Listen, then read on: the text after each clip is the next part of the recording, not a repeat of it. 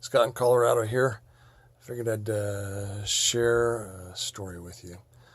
I had been awakened late at night, 2:30, 3 o'clock in the morning. Why do they always happen around 2:30, 3:30 in the morning? I was on the TAC team. I got called out. Dispatch notified me I needed, it was just department-wide call out. Everybody was getting called out. Everybody. Anyways, hadn't turned on the light yet. I'm trying to get information from the dispatcher about what was going on, where this thing has happened, the description of the suspect, the vehicle, and so forth. It was a murder, a nasty, ugly murder. Anyways,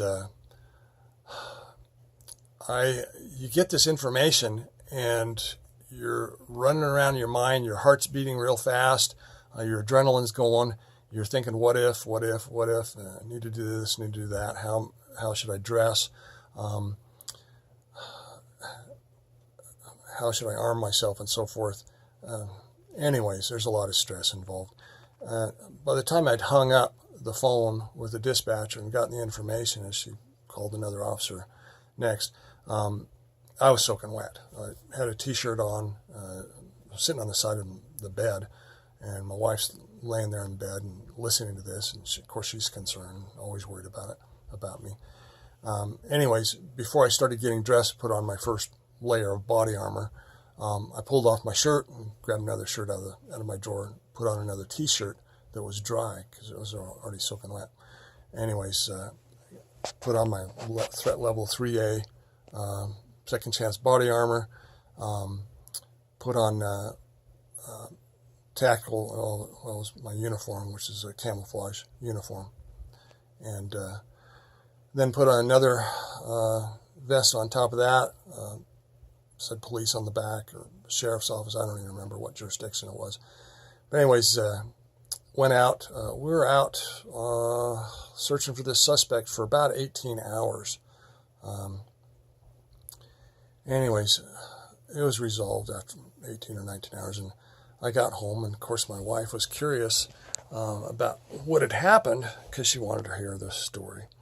And I was getting undressed up in the bedroom and talking to her, and finally got everything off, got down to my last layer of body armor and pulled that off because I wore two, one underneath and then a call-out vest on top of that. It was a tactical kind of thing, and has a radio pouch on the back and on the back shoulders behind my head, and extra magazines built into it and whatever.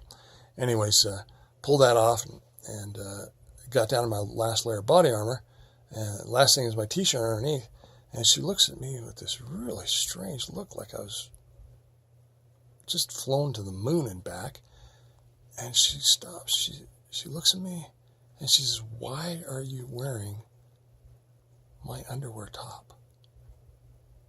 And it was like this sexy, of course it was white, and it had this lace and a V-neck and lace around that and lace around the arms, which were kind of short and real pretty.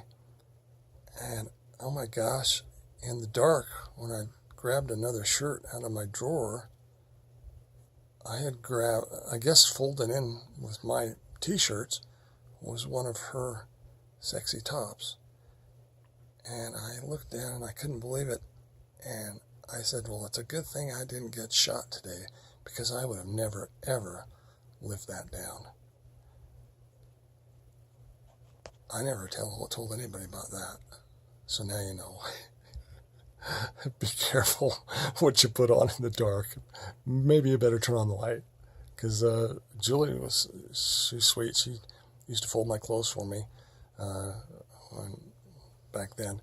And she still does now. I often do it myself. But anyways, yeah, I'd gotten in her white shirt and gotten in with my stuff. But anyways, crazy. Take care, bye.